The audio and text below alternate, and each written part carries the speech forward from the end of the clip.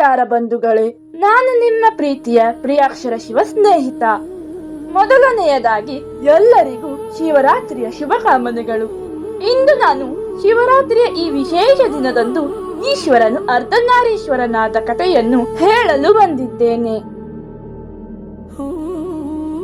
ಒಂದು ಕಾಲದಲ್ಲಿ ಭೃಂಗಿ ಎಂಬ ಮಹಾನ್ ತಪಸ್ವಿ ಇದ್ದನು. ಪರಶಿವನ ಪರಮ ಭಕ್ತನಾಗಿದ್ದನು.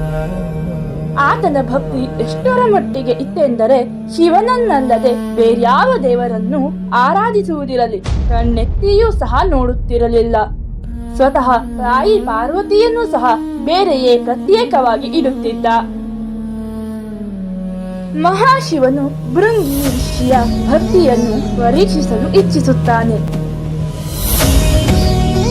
ಜಗತ್ತಿಗೆ ಮಹತ್ವದ ಸಂದೇಶ ನೀಡುವುದು ಈ ಪರೀಕ್ಷೆಯ ಉದ್ದೇಶವಾಗಿತ್ತು. ದೈವಿ ಸಂಕಲ್ಪ ಹಾಗೂ ಭೃಂಗಿ ಋಷಿಯ ಪುಣ್ಯ ಬಲದಿಂದ ಕೈಲಾಸ ಪರ್ವತದಲ್ಲಿ ಪಾರ್ವತಿ ಸಮೇತವಾಗಿ ಪರಶಿವನ ದರ್ಶನವಾಗುತ್ತದೆ. ಪರಶಿವನಷ್ಟೇ ಗೌರವಿಸಿ ನಮಸ್ಕರಿಸಿದ ಭೃಂಗಿಯು ಪಾರ್ವತಿಯನ್ನು ಕಡೆಗಣಿಸಿದನು. ಸ್ತ್ರೀ ಇಲ್ಲದ ಜಗತ್ತು ಶೂನ್ಯ, ಶಕ್ತಿ ಇಲ್ಲದ ಶಿವನು ಶಿವನಲ್ಲ ಎಂದು ಪರಮೇಶ್ವರನು ನಾನಾ ರೀತಿಗಳಲ್ಲಿ ತಿಳಿ ಹೇಳಿದರೂ ಭೃಂಗಿಯು ಇದನ್ನು ಒಪ್ಪುವುದಿಲ್ಲ, ಇದನ್ನು ಸ್ವೀಕರಿಸುವುದಿಲ್ಲ. ತದನಂತರ ಶಿವ ಪಾರ್ವತಿಯರು ಒಂದಾಗಿ ಅರ್ಧನಾರೀಶ್ವರ ಅವತಾರ ತಾಳಿದರು. ಶಿವನ ಅರ್ಧ ಶರೀರವನ್ನಾಕ್ರಮಿಸಿದ ಪಾರ್ವತಿಯ ಅರ್ಧ ಶರೀರವನ್ನಾಕ್ರಮಿಸಿದ ಶಿವ. ಈ ಸ್ವರೂಪವು ಅಲೌಕಿಕ ಹಾಗೂ ಸೃಷ್ಟಿಯ ಮೂಲ ಸತ್ಯವನ್ನ ಹೊಂದಿತ್ತು.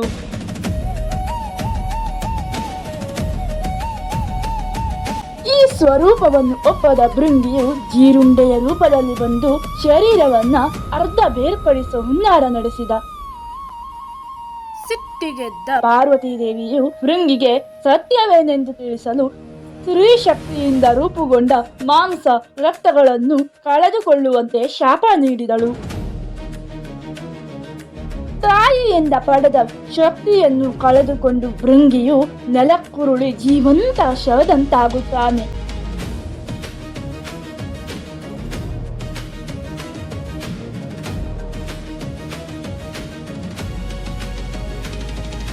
ಭೃಂಗಿಯ ಈ ಸ್ಥಿತಿಯನ್ನು ನೋಡಿ ಜಗನ್ಮಾತೆಯ ಮನಸ್ಸು ಕರಗಿತು. ಅವಳು ಶಾಪವನ್ನು ಹಿಂತೆಗೆದುಕೊಳ್ಳಲು ಮುಂದಾದಾಗ ಭೃಂಗಿಯು ಅವಳ ಕರುಣೆಯನ್ನು ನಿರಾಕರಿಸಿದನು.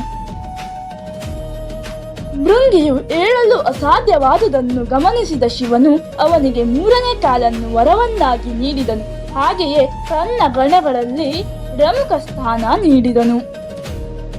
ಇಲ್ಲಿಗೆ ಈ ಕಥೆಯು ಸುಖಾಂತ್ಯವಾಗುತ್ತದೆ.